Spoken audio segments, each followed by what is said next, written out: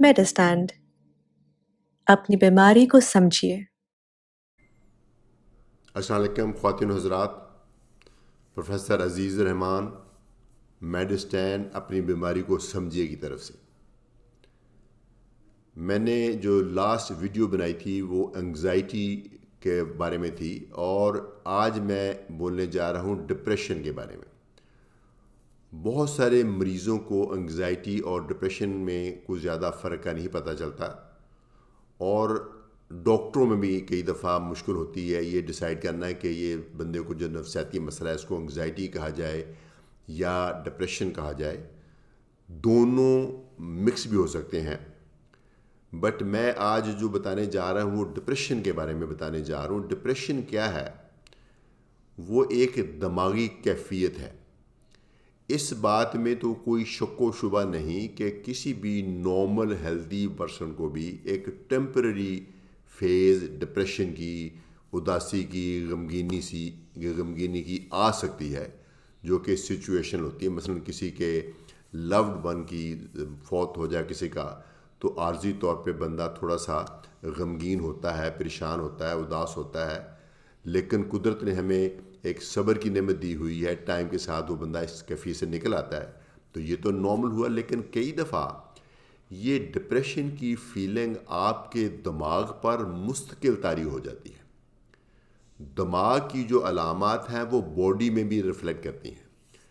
تو technically depression کو تشخیص کرنا تو یہ میں آپ سے نہیں شیئر کروں گا، یہ تو ڈاکٹرز کرتے ہیں۔ ڈاکٹر سے بھی زیادہ بہتر، ڈاکٹرز کی جو اسپیشلسٹ قسم ہے سائیکیٹرسٹ، وہ ہم سے بھی، فزیشین سے بھی بہتر کرتے ہیں۔ لیکن جنرلی اسپیکنگ اس کے کچھ سمٹمز ہیں، کچھ تو دماغ سے ریلیٹڈ ہے، کچھ باڈی سے ریلیٹڈ ہے۔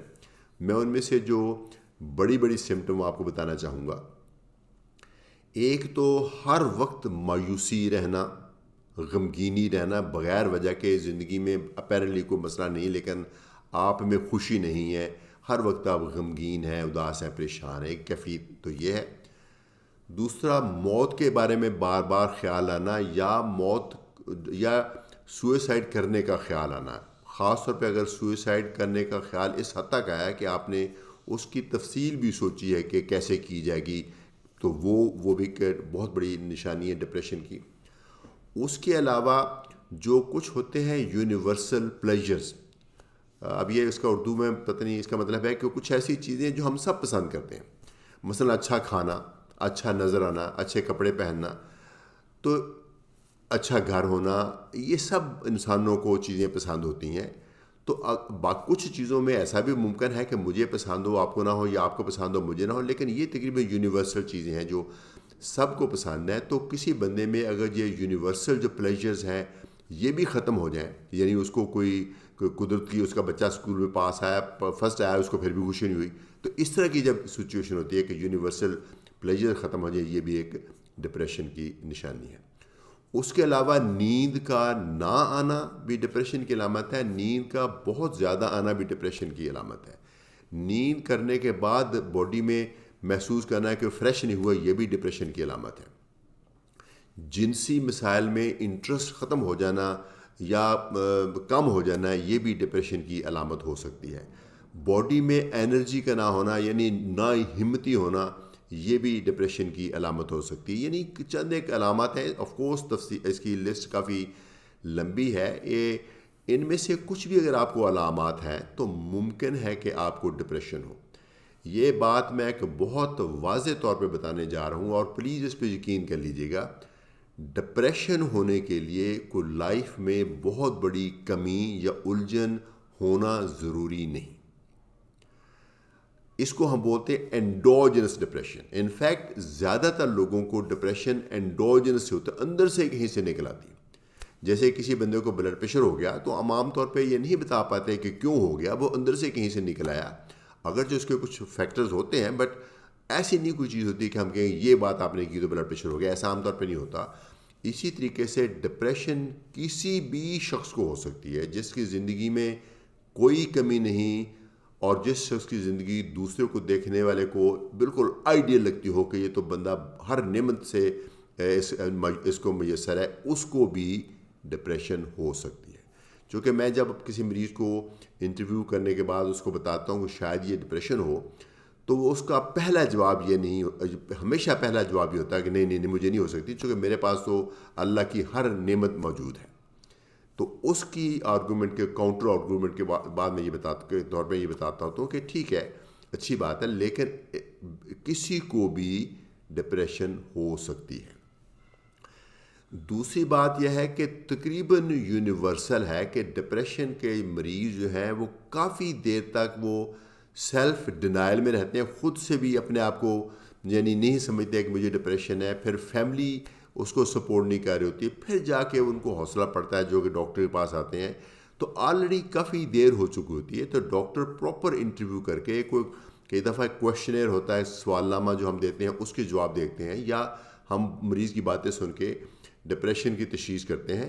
تو کسی کو بھی ہو سکتی ہے، اور طریقہ کار یہ تھا، کچھ تو ڈپریشن کی علامات اتنی ٹپیکل ہیں کہ وہ سنتے ہمیں آئیڈیا ہو جاتا ہے کہ ڈپریشن ہے، لیکن ڈاکٹروں کے اوپر یہ قسم کا ضروری ہے کہ وہ تمام جسمانی بیماریاں جن کی علامات ڈپریشن کی علامات سے ملتی جلتی ہوتی ہیں، اور بہت ساری ایسی بیماریاں ہیں، ان کو رول آؤٹ کیا جائے پراپر فزیکل چیک اپ سے، پراپر لیبارٹری ٹیسٹ کر کے وہ بیماریاں رول آؤٹ کر لی جائیں، تاکہ یہ نہ ہو کہ آپ ڈپریشن کی دوائی کھاتے رہیں اور اندر سے کوئی جسمانی مرض ہو، وہ بڑھتی جائے اور بعد میں کسی سیریس سٹیج پہ چلی جائے۔ تو جسمانی بیماری کو رول آؤٹ کرنا ضروری ہے۔ جو ایکسپرٹ ڈاکٹر ہوتے ہیں وہ آپ کے انٹرویو سے تقریباً شور ہو جاتے ہیں، بٹ اب میرے خیال میں کچھ ٹیسٹ آپ کے جسمانی بھی ہونے چاہیے اگر وہ اس میں کوئی انڈیکیشن ہے۔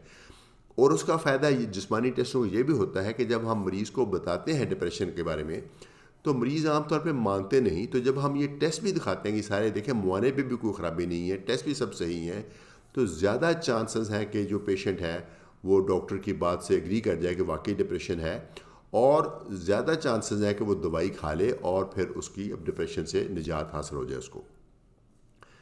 تو یہ طریقہ کار ہے۔ جو ڈپریشن کی دوائیاں ہوتی ہیں، آف کورس اس میں لائف جو فیملی سپورٹ بہت بہت امپورٹنٹ ہے۔ میں سمجھتا ہوں کہ ہمارے معاشرے میں ڈپریشن کو پراپر جو ہے نا وہ بیماری کے طور پہ نہیں اکنالج کیا جاتا۔ میں ایک مثال دیتا ہوتا ہوں کہ اگر کسی شخص کو ہارٹ کی تکلیف ہو جائے تو اس کے جو رشتہ دار ملک کے دوسرے کونے میں رہتے ہیں وہ بھی راتوں رات ٹریول کر کے پہنچ جاتے ہیں کہ جو اس کو ہارٹ کی تکلیف ہو گئی ہے۔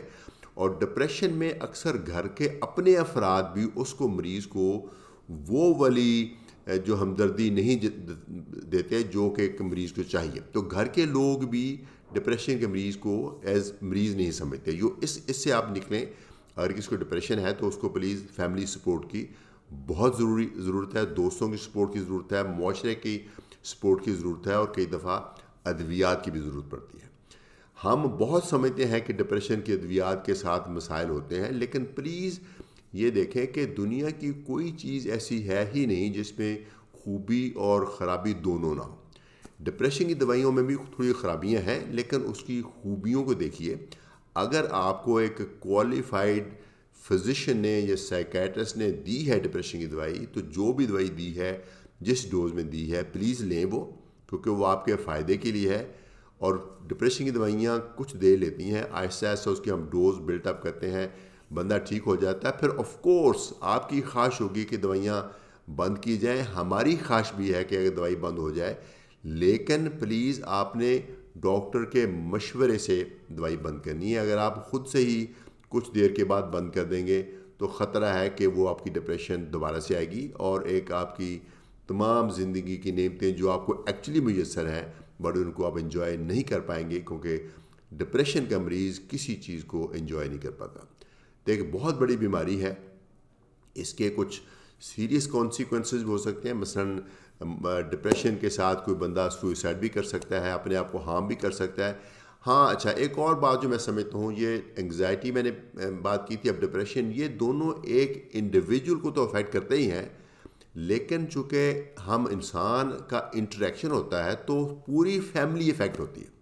مثلا میں تصور ہی نہیں کر سکتا کسی گھر کے جو ہیڈ ہے، کوئی جو ایک ٹپیکلی عورت ہوتی ہے اور اس کو ڈپریشن ہو تو گھر کے باقی افراد نہ افیکٹ ہوں، یعنی اس کے میاں جو وہ بھی افیکٹ ہوں گے، بچے بھی افیکٹ ہوں گے، گھر کے جو ملازمین بھی افیکٹ ہوں گے، تو ساری لوگ افیکٹ ہوں گے. تو اس لیے میں سمجھتا ہوں کہ آپ کے اپنے لیے اور اپنی پوری فیملی کی فلاح کے لیے ضروری ہے کہ اگر آپ کو ڈپریشن ہوئی ہے اور آپ کو ڈاکٹر نے بتایا ہے دوائی کے بارے میں تو پلیز لیجئے. ڈپریشن کی بیماری بھی ایک بیماری ہے, ڈپریشن کی دوائی بھی ایک دوائی ہے. باقی دوائیوں کی طرح ان کے بھی کچھ سائیڈ افیکٹ ہو سکتے ہیں, بٹ اس کے آپ مثبت اس کی طرف دیکھیں اور اپنے آپ کو اس بہت تکلیف دہ بیماری سے نجات دیں. بہت شکریہ. اجازت چاہوں گا پروفیسر عزیز الرحمان فار میڈسٹینڈ. اپنی بیماری کو سمجھیے.